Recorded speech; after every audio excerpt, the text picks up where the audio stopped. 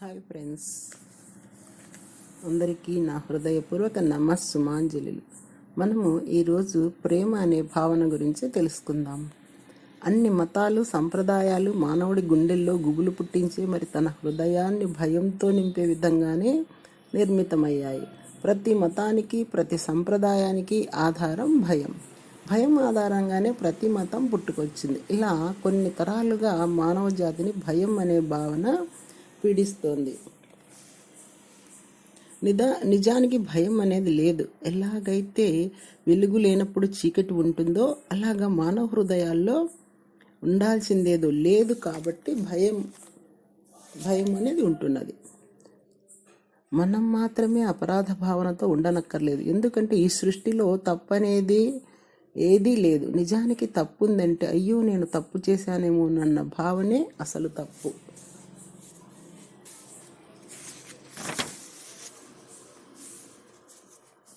దైవత్వాన్నే గనక నిర్వచించమంటే ఒక విధంగా ప్రేమ అని చెప్పవచ్చు. లవ్ ఈజ్ గాడ్ అన్నారు కదా. ఒక పులిబిడ్డ పులి అవుతుంది, ఎప్పటికీ పిల్లి కాజాలదు. కనుక దివ్యత్వం యొక్క ఆ ప్రేమతత్వం యొక్క సంతానం ఆ దైవత్వమే, ఆ ప్రేమతత్వమే అయి తీరుతుంది. అందుకే అన్నారు, your true essence is love and all else is illusion. నీ యొక్క ప్రేమ తక్కిందంతా మాయ అని. అందుకే దివ్య జ్ఞాన ప్రకాశం పొందిన ఏ మహనీయుడైనా, ఏ మహనీయురాలైనా తక్కిన వారందరినీ ప్రేమ స్వరూపులారా అని సంబోధిస్తుంది. ప్రేమ భావన అంటే ఒక తల్లి బిడ్డకు ఉండే ప్రేమ, తండ్రి కొడుకుల మధ్య ఉండే ప్రేమ, భార్యాభర్తల మధ్య ఉండే ప్రేమ, గురు శిష్యుల మధ్య ఉండే ప్రేమ కాదు. స్వచ్ఛమైన ప్రేమ అంటే ఏమిటి? పై వాటిలో ఏ ప్రేమను తీసుకున్నా అది పరిమితమైనది, ఒక బంధంతో కూడుకొని ఉన్నది, ఒక కారణంతో, ఒక ఆశతోను, ఒక స్వార్థంతోనూ కూడుకుని ఉన్నది. ఒక తల్లి తన బిడ్డను ప్రేమించినట్లు ఇంకొకరి బిడ్డను ప్రేమించగలదా? ఒక తండ్రి తన కొడుకును ప్రేమించినట్టు ఇంకొక కొడుకును ప్రేమించగలడా? ఇలా చెప్పుకుంటూ పోతే పై ప్రేమలన్నీ ఒకరిపైనో లేక ఒక విషయంపై కేంద్రీకృతమైనవే. కానీ స్వచ్ఛమైన ప్రేమ ఎలాంటిది? ఎవరి మధ్య ఉంటుందనే స్వచ్ఛమైన ప్రేమ అపరిమితమైనది, బంధరాహిత్యమైనది, ఆశలకు స్వార్థాలకు అతీతమైనది, ఏ కారణం లేకుండా జనించేది. అదే కారణరహితమైన ప్రేమ.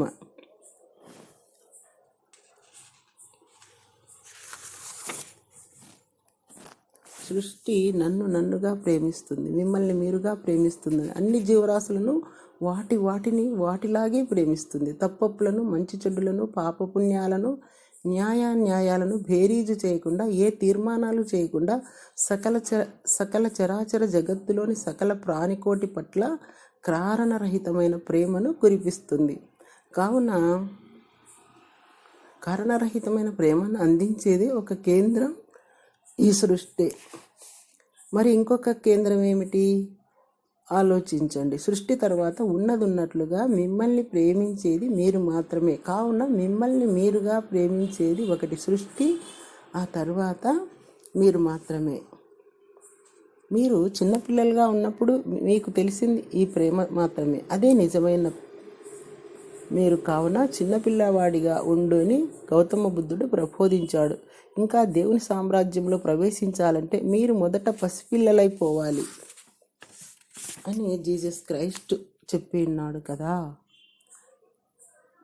నీ యొక్క నిజతత్వము ప్రేమ, తక్కినదంతా మాయ అని చెప్పబడి ఉన్నది. ఇలా ఎందరో తత్వవేత్తలు, సిద్ధపురుషులు, అవతారమూర్తులు బోధనల సారాంశం ప్రేమ. ప్రేమకు మించిన శక్తిని మనము ప్రసారం చేయజాలము. అందుకే ఆత్మ ప్రేమికులు కండి మాస్టర్స్ అని రామ్తా మాస్టర్ పిలుపునిచ్చారు. ఈ ప్రేమ మౌలికమైన ఆధ్యాత్మిక సూత్రము. ప్రేమయే ఈనాటి సమస్య ప్రపంచానికి పరిష్కారము. ప్రేమైక స్థితిలో మనముంటే ఎక్కడ వెలుగుంటుందో అక్కడ చీకటి ఉండజాలదన్న విధంగా తక్కిన వికృతులన్నీ పటాపంచలైపోతాయి.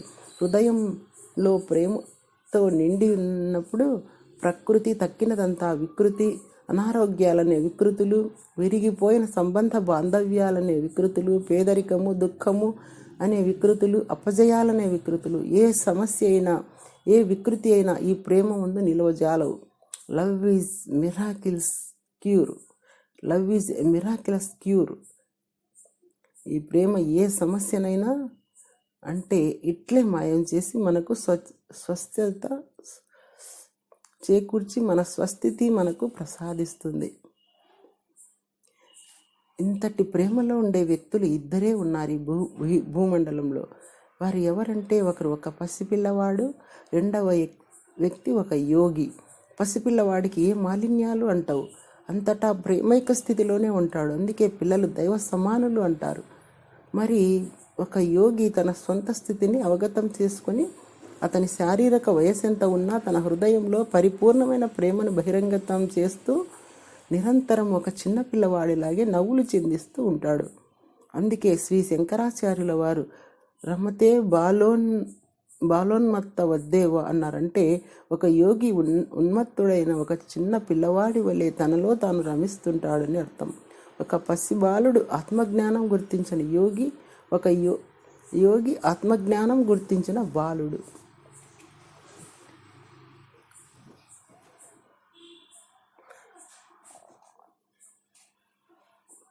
ప్రేమను కొత్తగా సాధన చేసి సాధించుకోవాల్సిన గత్యంతరం మనకు పట్టలేదు. కొన్ని సంవత్సరాల క్రితం మర్చిపోయిన విషయాన్ని స్మరించుకుంటే చాలు.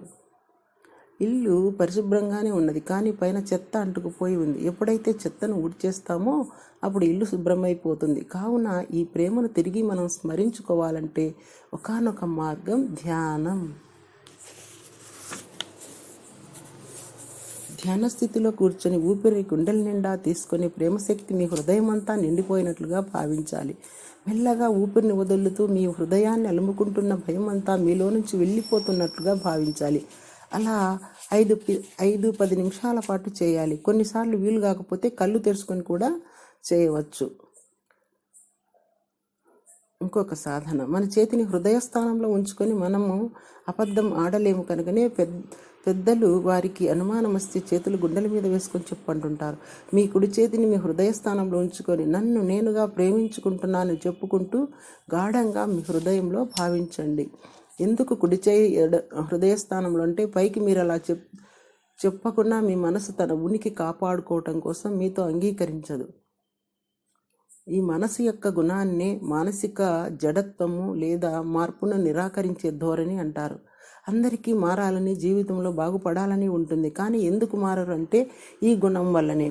ఇది చదవడానికి చాలా సింపుల్గా ఉన్నా మన ప్రగతి దీనివల్లనే కుంటుబడిపోతున్నది.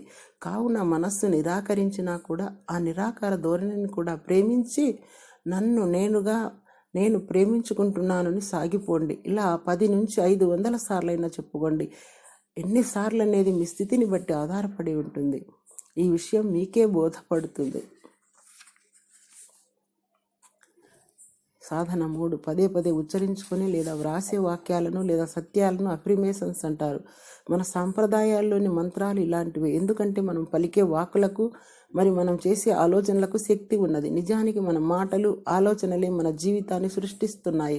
కావున నేను ప్రేమించుకుంటున్నాను అని వ్రాయండి. ఎన్నిసార్లు వీలైతే అన్నిసార్లు ఉదయము సాయంత్రము రాయండి. అలా వ్రాసేటప్పుడు మీ హృదయంలో మీ పట్ల మీకు ప్రేమ నిండుతున్నట్లుగా మీరు భావించాలి. అన్నిటికంటే శక్తివంతమైన సాధన ఒకటి. దీన్నే లూయిస్ ఎల్హే అను ప్రపంచ ప్రఖ్యాత ఆధ్యాత్మికవేత్త మరి చెప్పారు. అదే మిర్రర్ వర్క్. ఎలాగంటే మనం మొదట అద్దం ముందుకు వెళ్ళి నిలబడాలి. మన ముఖంలోకి చూస్తూ, కళ్ళల్లోకి కళ్ళు పెట్టి చూస్తూ నిన్నుగా నేను ప్రేమిస్తున్నాను, ఐ లవ్ యూ అని చెప్పుకోవాలి. కొంతమంది మొదటిసారి తమను తాము ఎదుర్కొనలేరు. అద్దం ముందుకు వెళ్ళాలంటేనే భయం వేస్తుంది. కాస్త ఇబ్బందిగా భావించిన తర్వాత చక్కగా చేయగలుగుతారు. కొంతమంది మొదటి నుంచి చక్కగా చేయగలుగుతారు. ఇదంతా వారి హృదయ స్థితిని బట్టి ఆధారపడి ఉంటుంది. అంటే తమ హృదయాల్లో ప్రేమ కరువైన వారికి ఇలా చేసినప్పుడు మెల్లమెల్లిగా తమ పట్ల ప్రేమ జనిస్తుంది. అంతకుముందు తమను తాము కొంచెం ప్రేమించుకునేవారు ఇంకాస్త ఎక్కువ ప్రేమించుకోగలుగుతారు. తమని తాము బాగా ప్రేమించుకోగలుగుతారు.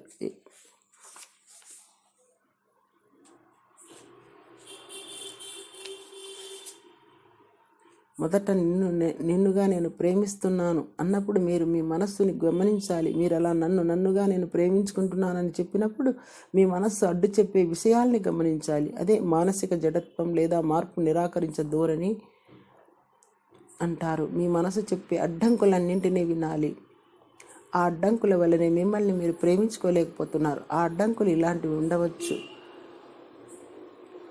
నువ్వెంత నల్లగా ఉన్నావో చూడు, నీకంత సీన్ ఉందా, నువ్వు పెద్ద కలెక్టర్ అనుకున్నావా, నువ్వేమన్నా పెద్ద అందగాడివా లేక పెద్ద అందగత్తెవా, ఇలా ఎన్నో మనకు అడ్డంకులు ఎదురవుతూ ఉంటాయి. మనము నిన్నుగా ప్రేమించుకుంటున్నామని చెప్పే కొద్దీ అద్దంలో చూస్తూ అవన్నీ కరిగిపోతూ వస్తాయి.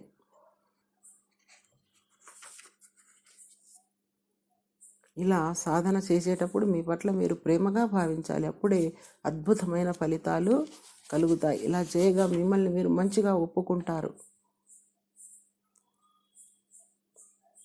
మీకు ఒక చక్కటి సామరస్యమైన సంబంధం ఏర్పడుతుంది. దాంతో తక్కిన వారితోనూ మీ సంబంధ బాంధవ్యాలు సామరస్యపూరితంగా మారుతాయి. మీరు అన్నింటికీ అర్హులేనని భావిస్తారు. మీ ఉన్నతిని మీరు ఆకాంక్షిస్తారు. మీరు ఈ శరీరానికి చక్కటి ఆరోగ్యాన్ని సృష్టించుకుంటారు. మీ ఆర్థిక పరిస్థితిని మీరే మెరుగుపరుచుకుంటారు. మీ జీవితాల్లో విజయాల్ని సృష్టించుకుంటారు. మీ పట్ల మీకు మరి సృష్టి పట్ల విశ్వాసం పెరుగుతుంది. మీ మనసు నిర్మాణాత్మకం అవుతుంది. మీ బుద్ధి వికసిస్తుంది. మీపై మీకు ప్రేమ అన్ని మార్గాలు తెరిచి జీవితం అంతా మీకు అనుకూలించే విధంగా మారుతుంది. నా శరీరము మరి నా మనసు దివ్యమైన ప్రేమ ప్రకంపనలతో నిండిపోయింది. ఇలా చెప్పుకుంటూ పోవాలి.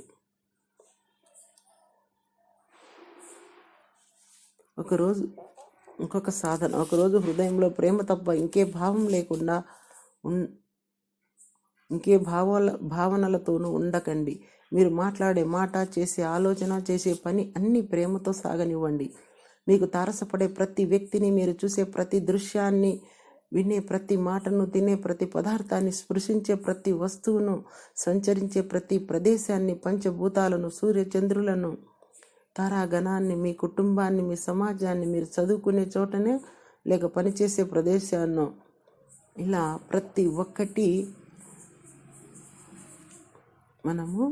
ప్రతి ఒక్కదాన్ని ప్రేమతోనే సాగిపోనివ్వాలి.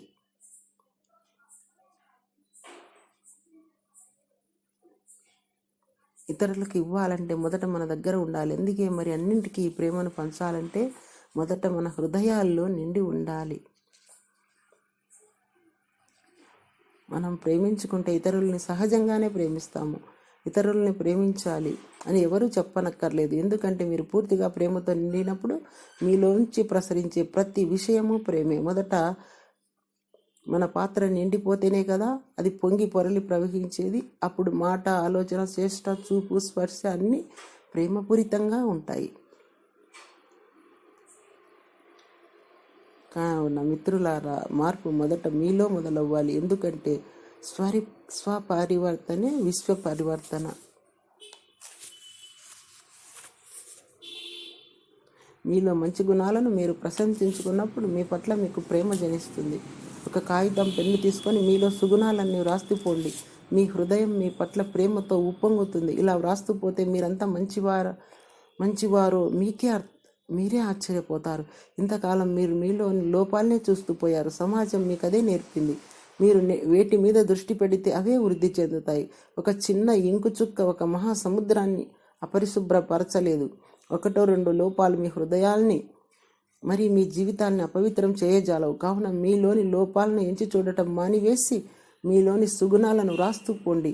అది వృద్ధి చెంది ఒకనాటికి ఆ గుణాలన్నింటినీ సమీకరించుకొని మీరు పవిత్రమైన ప్రేమతో అలరారుతారు. మీరు ఇలా రాసుకోవచ్చు: నేను ధ్యానం చేస్తాను, నేను ఇతరులకు ధ్యానం బోధిస్తాను, నేను చాలా మంచి వ్యక్తిని, నేను ఈ సృష్టి పట్ల విశ్వాసంతో ఉన్నాను, నాలో చాలా కృతజ్ఞతాభావం ఉంది, నేను అందరికీ సహాయపడతాను, నాకు కోపం రావటం చాలా తక్కువ, నేను చాలా సహనశీలిని, నాకు కళాతృష్ణ ఉంది, నేను కవిత్వం రాస్తాను. ఇలా మనలో ఉన్న సుగుణాలు ఏవైనా సరే రాసుకుంటూ పోవాలి. ఎన్ని సుగుణాలుంటే అన్ని రాస్తూ పోతే మనం ఎంత మంచివారమో మన మీద మనకు అత్యంత ప్రేమ జనిస్తుంది. ఒక రోజులో మధ్యలో మీరే భావనతో ఉన్నారో పరీక్షించుకోండి. ఒకవేళ మీరు భయంతోనో ఆందోళనతోనో కోపంతోనో ఉంటే ఆ భావాల్ని కూడా ప్రేమించి మీ హృదయం ప్రేమతో నిండాలని సంకల్పించుకోండి. ఒకవేళ మీ వల్ల కాకపోతే సృష్టిని సహాయం కోరండి. మీరు ఒక నీటి బొట్టు అయితే ఈ సృష్టి మహాసముద్రం. ఒక నీటి బొట్టు సముద్రంతో పోరాడి గెలవడం అసాధ్యం. కానీ ఆ మహాసముద్రమే నీటి బొట్టుకు సహాయపడితే అసాధ్యాలు కూడా సుసాధ్యం అవుతాయి. సృష్టి మీకు సహాయపడటానికి ఎల్లప్పుడూ సిద్ధంగా ఉన్నది. కానీ మీరు అడగటం లేదు. మీరు అడిగితే ఇవ్వబడుతుంది, అడగకపోతే ఇవ్వబడదు. ఇలా ప్రేమ భావన సృష్టిని ఇలా సహాయం కోరాలి. నా హృదయాన్ని ప్రేమ భావనతో నింపు అని ఈ సృష్టితో సంభాషించండి. వెంటనే మీ హృదయం ప్రేమతో నిండిపోతుంది. ఇలా ప్రేమ భావనలు ఎన్నో రకాలుగా సాధన చేయవచ్చు. పై విధాలుగా సాధన చేస్తున్నప్పుడు మీకు ఏదో ఒక కొత్త సాధన కూడా మీకు అనుకూలంగా ఉంటే దాన్ని కూడా మీరు సాగించవచ్చు. ఇవన్నీ వెంటనే ఆచరణలో పెట్టేయండి. ఇలా ప్రేమను సాధన చేస్తూ మీ జీవన సర్వస్వాన్ని ప్రేమతో నింపుకొని ప్రేమమూర్తులైపోండి. మీలో నుంచి ప్రేమను ప్రసరించి ఇతరుల్ని ప్రేమతో స్పృశించి భూమండలాన్నంతా ప్రేమమయంగా గావించి లోక కళ్యాణానికి పాత్రులు కండి. మిత్రులారా, ఈ భూమండలాన్ని ప్రక్షాళనం చేయగల మరి రక్షించగల శక్తి ప్రేమకు తప్ప మరి దేనికి లేదు. జయ హో ప్రేమ, జయ హో ప్రేమ, జయ హో ప్రేమ.